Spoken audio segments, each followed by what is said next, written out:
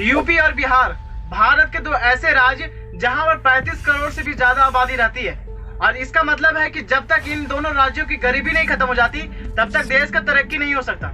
और अभी के टाइम में सभी को मालूम है कि बिहार और यूपी की मौजूदा हालत कैसी है।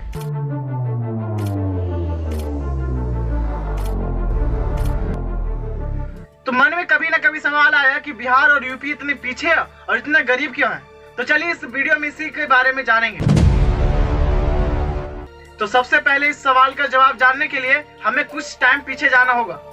ये साल है 1793 का, जिस टाइम बिहार और यूपी का डाउनफॉल स्टार्ट होना शुरू हो गया।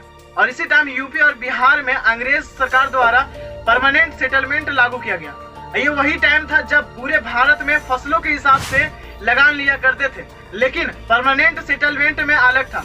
परमानेंट सेटलमेंट लागू होने के बाद किसान का फसल हो या ना हो उसे टैक्स देना पड़ता था, यानी लगान देना पड़ता था। लेकिन बिहार और यूपी के लोगों की हालत तब खराब होने लगी जब यहाँ जमींदारी सिस्टम लागू हुआ, यानी कि अब जमींदार वसूल करेंगे और फिर जमींदार लगान वसूल करके अंग्रेज की सरकार को दे देंगे।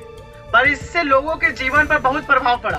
ऐसा इसलिए क्योंकि जब सुखाड़ की वजह से किसी किसान का फसल खराब हो जाता था तो वो लगान नहीं दे पाते थे। तो इस कंडीशन में जमींदार किसानों के जमीन को हड़प लिया करते थे। पर आपको जान की हैरानी होगी कि ये जमींदारी सिस्टम यूपी और बिहार में हुआ था, बाकी और भारत के किसी राज्य में इस सिस्टम को लागू नहीं किया गया था। अंग्रेजों ने यूपी और बिहार में ही जमींदारी सिस्टम क्यों लागू किया इसका तो पता नहीं, लेकिन आजादी तक यानी कि 150 साल तक यहाँ के किसानों को अंग्रेज के सरकार ने तहस नहस करके रख दिया। लेकिन 1947 में आजादी के बाद यूपी और बिहार से इस नियम को हटा दिया गया।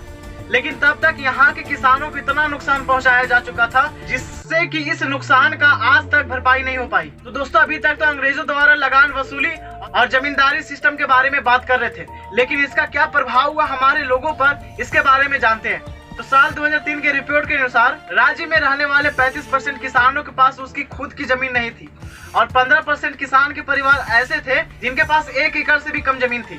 पर यहाँ पर सोचने वाली बात यह है कि किसानों की जमीन किसान के पास नहीं है तो आखिर जमीन गई कहाँ। यानी कि इसका साफ साफ पता चलता है कि जमींदारी सिस्टम कागज पर तो खत्म हो गई, लेकिन ये जमीनी स्तर पर अभी भी है। खैर दोस्तों ये बात तो बहुत पहले की है, लेकिन अभी के टाइम में हमारे बिहार के साथ ऐसा क्या हो रहा है कि हम लोगों को आगे बढ़ने नहीं दिया जा रहा। तो इसकी बात अगली वीडियो में करेंगे।